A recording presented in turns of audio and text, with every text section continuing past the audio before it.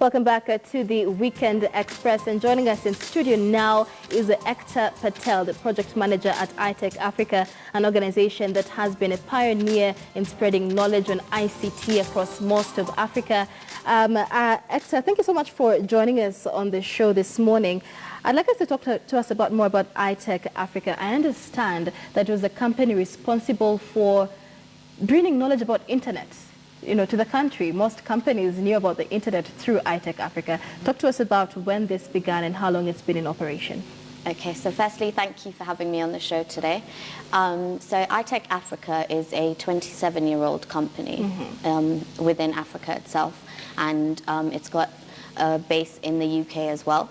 So ITEC's mission is to bring knowledge about IT, innovation, and lots of other fields and industries to the general African population. Yes. And I understand you've done quite a lot of extensive work, not just in Kenya, but in other African countries, Mozambique and whatnot. Talk to us about some of the trends that you've introduced in technology in Africa. Okay, so recently we've delved into the banking industry, which is growing quite rapidly in Africa. And so we've had lots of banking conferences that we've done in countries like Lagos. We've got them in Uganda and Rwanda. So there's a lot going on with that. And with our event coming up that we'll be talking about shortly, we're looking to bring change and innovation to the broadcast, film and music industry in Africa. And let's talk about that. So you are hosting the Broadcast, Film and Music Africa Expo. It's not the first time you're having this event. So this is the 8th time. This is the 8th time. Talk to us about ITech Africa will be hosting this event. Yeah. So the event is looking to bring together key industry players from the broadcast industry, the film industry, the music industry, arts in general within Africa, so gaming, animation, things like that. And we're looking to bring together key industry players and then contributors as well, content creators, content buyers, people who can influence decisions within not just the government, but within the whole of Africa to bring change within these industries to help it grow, because it is growing quite rapidly at the moment. And so we're looking to really push that. All right, and speaking about its growth, I mean, Kenya just recently just had the digital migration, and so the broadcast industry is quite big, and also it's really growing at a fast rate. But in the 21st century, technology is also very important, and so most of the content cannot be created the way it was created 10 years ago. So talk to us about some of the trainings that this Broadcast Film and Music Africa Expo will have. What are some of the technologies that broadcast stakeholders will be exposed to?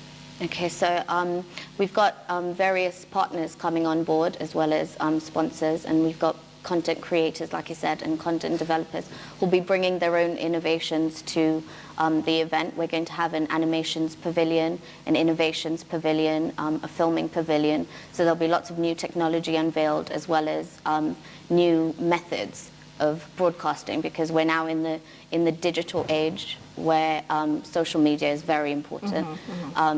Good quality filming is very important as well, and that's going to be a key focus. And let's talk more about social media and broadcast. It's a field that many TV stations are trying to tap into. But how exactly do they go about that? Because citizen journalism has become such a big deal, but there's issues with verifying information, or making your packages accessible to individuals from their mobile phones, for example. So are those some of the things that you'll be talking about? Absolutely. So in the program for BFMA, we have we're going to have forums where we're going to have key industry players come and talk about such content. So we're going to have a lot of the topics are going to be based around content creation, and then content packaging, and then how to sell your content and make money from that. So whether you're a blogger, whether you make vlogs, whether you're a YouTuber, you're a Snapchatter, which is a big deal now. Whether you're on Twitter and just posting funny things, or on Instagram, you're a makeup artist. It could be anything content related. So all those people are part of the broadcast industry now, because it's really good that you're mentioning bloggers and Snapchat. Who ever thought Snapchat would be regarded as something so important? Absolutely. So, they probably will come for the event, but let's just talk about some of the things that some can do as a blogger, a vlogger, as on Snapchat. What can you do to make money? Well, firstly, you need to know how to create content that your end user wants. So you have to do market research. You need to see what's trending within the topics that you want to discuss. It needs to be innovative as well, because there's a lot of issues around copyright and all of these things where people are copying each other. And there's been lots of issues around that subject. So that's going to be on the discussion panel as well, how to create original content or how to be inspired but not copy. And let's talk about the fact that with social media and citizen journalism, there's also the fact that citizens are not really trained in professional ethics of journalism, and so some of the things that they may post to maybe slander us, or in sometimes it could be libel. So are those, the legal implications, will that be part of the expo as well? That will. So we'll be talking about how to create your content. It's okay if you put out something controversial, because as human beings, everybody loves a good controversy. Absolutely. Absolutely. Controversy sells. But again, you have to be careful what you put out there, because you're representing your brand as well as, for example, you work for KTM, representing a whole brand as well as yourself as an individual brand.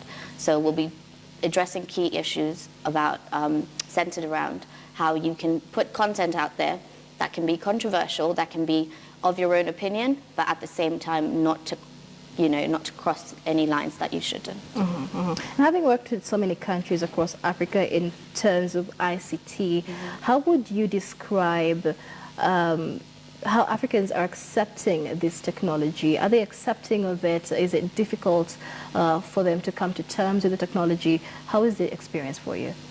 Well, from what I've seen, Africa embraces technology, where, we have farmers who have cell phones now. They can do their business, at the touch of a button. They can use things like M-Pesa, which is so revolutionary. And then, so we're looking to bring in things like that to show Africa that, yes, you can do things the old way, but adopting things the new way can make, your life easier. It can help your business grow.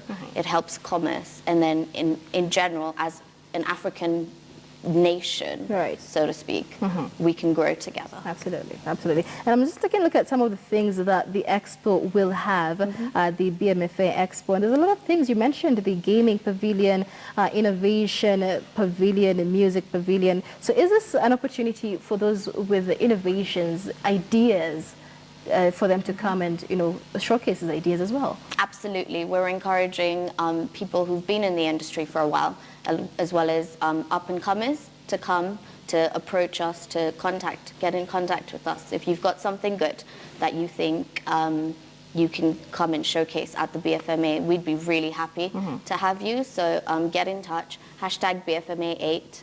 You can follow us on Twitter and on Instagram, ITech Africa. So when will the expo be taking place? Where will it be taking place? So the expo will be taking place on the 23rd and 24th of November, and it will be at the Kenya National Theatre. Kenya National Theatre, right. So this is the 8th edition of this expo. What have you gained from the previous editions? We've gained a lot of traction with regards to the people that we work with and the influence on the industry, because like I said, we're looking to bring in new technologies, innovation.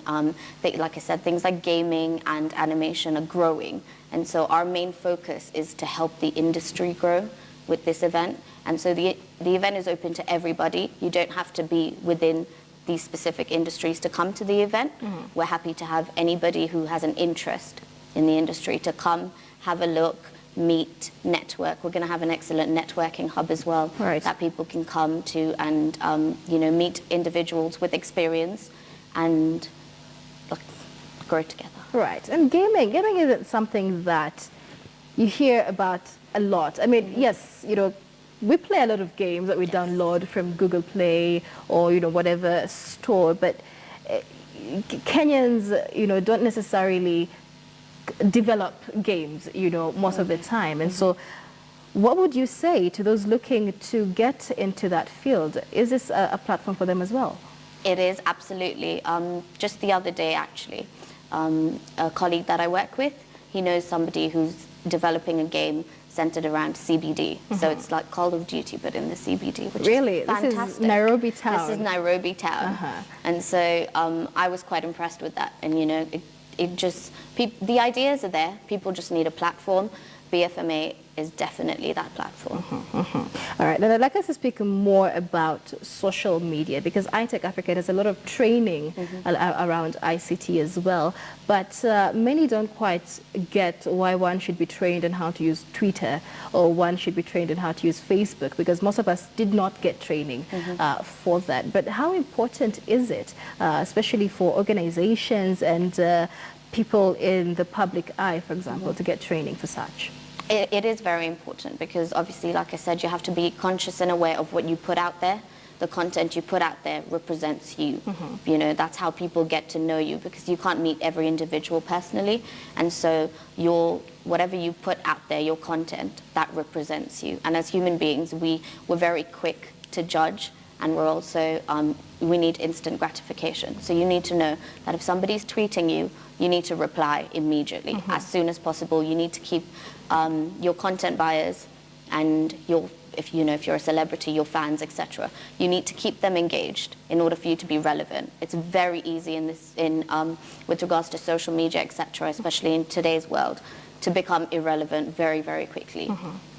Just paint us a picture of what's in it for broadcast stakeholders, because we're in an age where news is reported when and as it happens. And then social media, of course, is a big platform for that. But Africa, in terms of technology, hasn't really gotten to the point where national broadcasters can automatically use social media content as when and when it is. So talk to us about what kind of technology then, is being embraced in, say, other countries that African countries can use to use social media in the day-to-day news.